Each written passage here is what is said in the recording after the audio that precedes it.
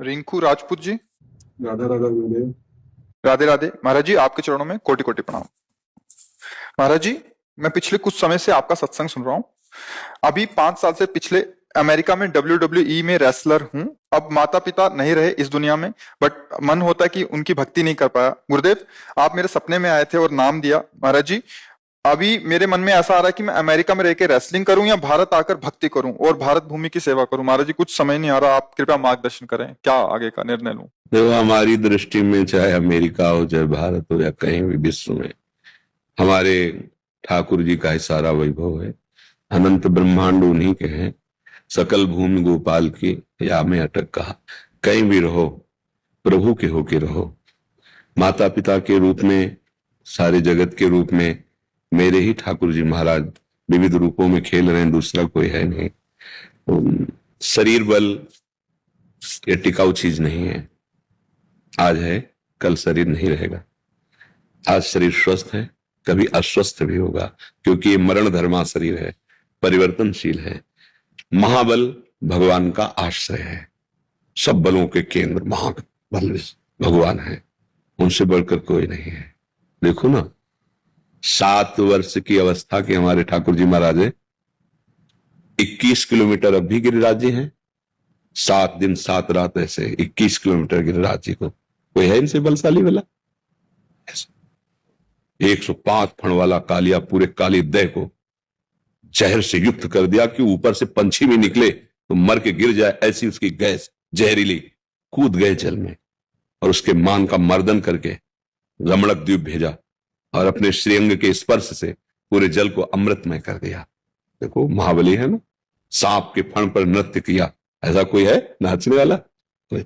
और ज्ञान के समुद्र भगवान ने गीता जी का जो बोला, अद्वितीय ग्रंथ है गीता। हर संप्रदाय, हर देश, हर जगह, हर भाषा में गीता जी की टीका हुई। एक अमोघ वाणी भगवान की गीता। तो भगवान अमोघ ज्ञान है, भगवान अमोघ बल है, और भगवान अहेतुकी मित्र हैं। हमारे किसी गुण से नहीं, हम उनके हैं। इस बात को स्वीकार करें तो जहां भी हो वहीं भगवान है। सर्वत्र भगवान है तो वहां भी तो भगवान है ना। सबके भगवान है तो आपके भी भगवान है ना। सब समय भगवान है तो इस समय भी है ना। तो जहां भी हो वहां भगवान के हो, ऐसा भाव रखो।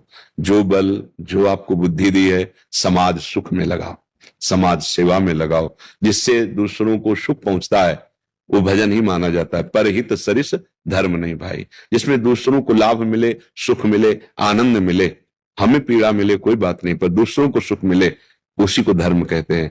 और धर्म का फल होता है भगवान में प्रीति हो जाना। सावै पुंसाम पर्व धर्मो ये तो भक्ति अधोक्षजे। भगवान अधोक्षज श्री हरि के चरणों में भक्ति हो जाना, यही सब का फल है। इसलिए नाम जप करो, कोई व्यसन मत करो, बुरे आचरणों से बचो। जैसे सांप के काटने से जहर चढ़ता है तो एक शरीर नष्ट होता है, पर विषय का नशा चढ़ गया तो अनंत जन्म बीत गए, अभी तक उतरा ही नहीं। अब मनुष्य जन्म मिला है तो हम विवेक धारण करके चले, क्योंकि विषय भोग की बाहुल्यता हो रही है।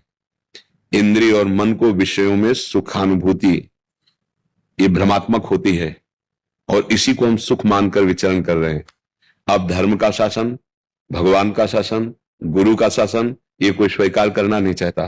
तो मन इंद्रियां कुछ स्वच्छंद होकर विषयों में घूम रहे हैं तो दुर्गति का कारण बन जाता है।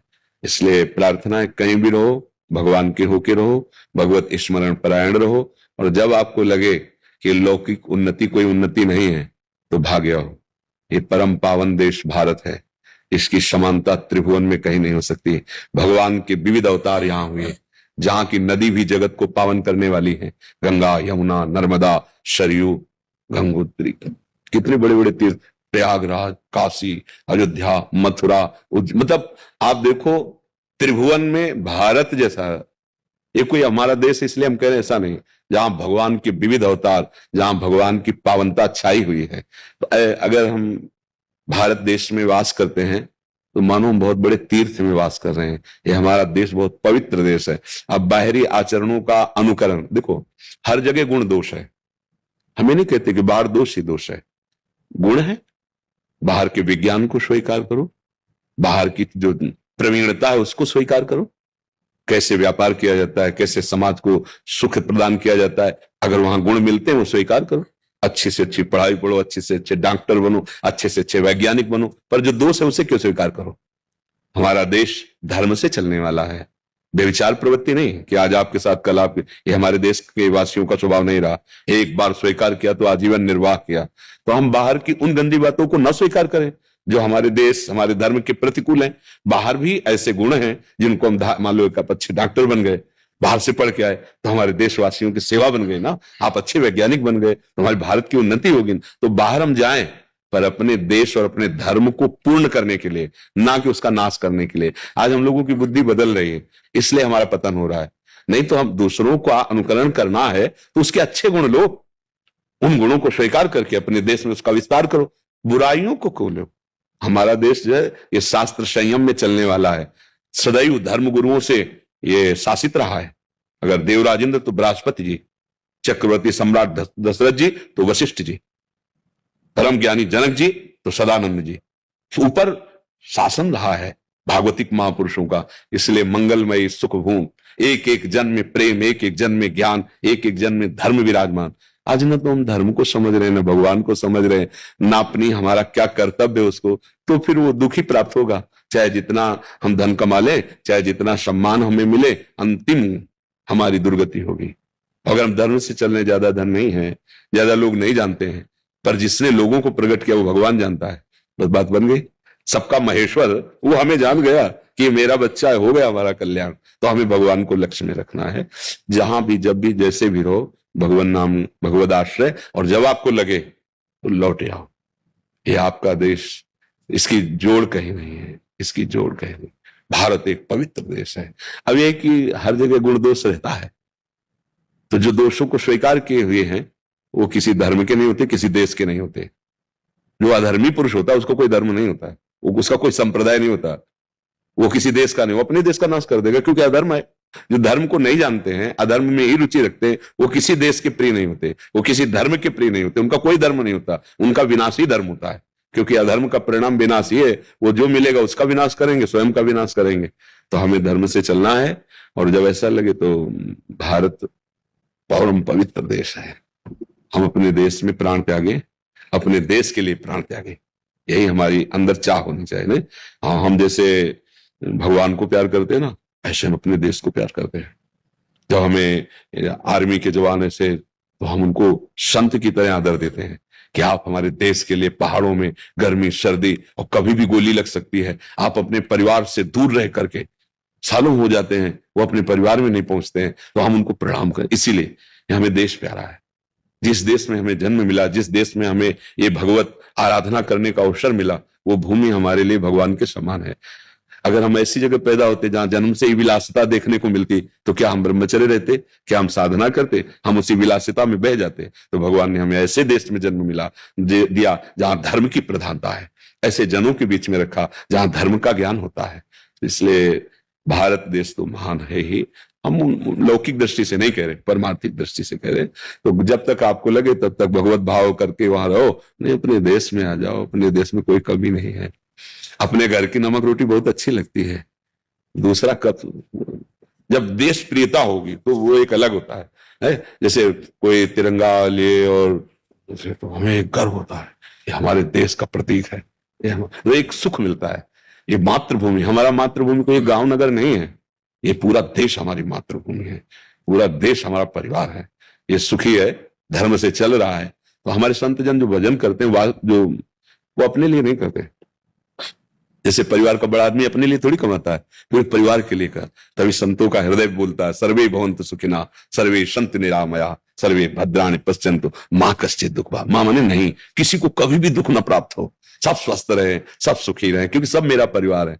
उदार चरिता नाम वसुधैव कुटुंबकम, ये पूरा मेरा परिवार है। ऐसा भाव, ऐसे भाव वाले बनो, हाँ, भगवान नाम जापक बनो, भगवद आश्रित बनो, अपने ठाकुर जी का, अपने देश का जस फैलाए। और ब्रह्मचर्य में बहुत सामर्थ्य होती है, खान पान से भी ज्यादा संयम जरूरी होता है। ब्रह्मचर्य में आत्मबल प्रकट होता है। जैसे बड़े मोटे शरीर हैं और ब्रह्मचर्य ठीक नहीं है, तो मांस चर्बी तो दिखाई देगी, लेकिन अंदर बल उत्साह की कमी होती है। जो ब्रह्मचारी है उसमें एक तेज होता है, एक उसमें बल होता है। तो कोशिश करते रहो कि अधिक से अधिक ब्रह्मचर्य का पालन करें और भगवान नाम जप, और जहां भी जाओ भगवान का स्मरण करके जाओ। भारत माता की जय हो, है नहीं? आप मतलब आप भारत के प्रतीक होंगे ना, कहीं भी आप हो तो होगा ना भारत, ये कहाँ का, बोले भारत का, बस ये बात है।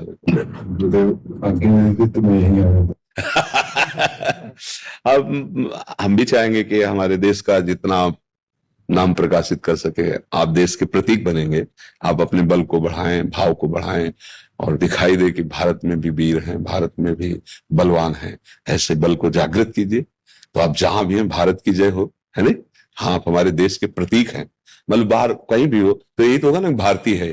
तो पूरे भारत की उस समय बाजी आपके ऊपर है। मतलब जैसे क्रिकेट का खेल है, कोई भी खेल है, ये भी एक खेल के अंतर्गत ही आता है। तो हमारे पूरा देश आपके साथ हो जाता है। आपकी जीत तो हमारे देश की जीत होती है ना, ये भाई क्या बोले, जीत गया, भारत जीत गया। तो ऐसे भाव से जरूरी नहीं है, संयम से रहो। और जब आपको लगे कि मैं उब गया इस संसार के खेलों में, तो आ जाओ, बढ़िया आनंद पूर्वक भजन करो, जीवन भगवान को समर्पित कर दो। ऐसा जब लगे लगने लगा, हाँ तो बड़ी कृपा है। अगर इन खेल संसार के खेलों से लगने लगे तो फिर दिव्य भगवान की प्राप्ति के मार्ग में चला जाए। जीवन का लाभ यही है। अब देख लो, आप देख लो। अरे धन्यवाद, धन्यवाद, धन्यवाद, धन्यवाद, धन्यवाद। जय जय श्री राधे, जय जय राधा राधा राधा। जो इसके बाद फिर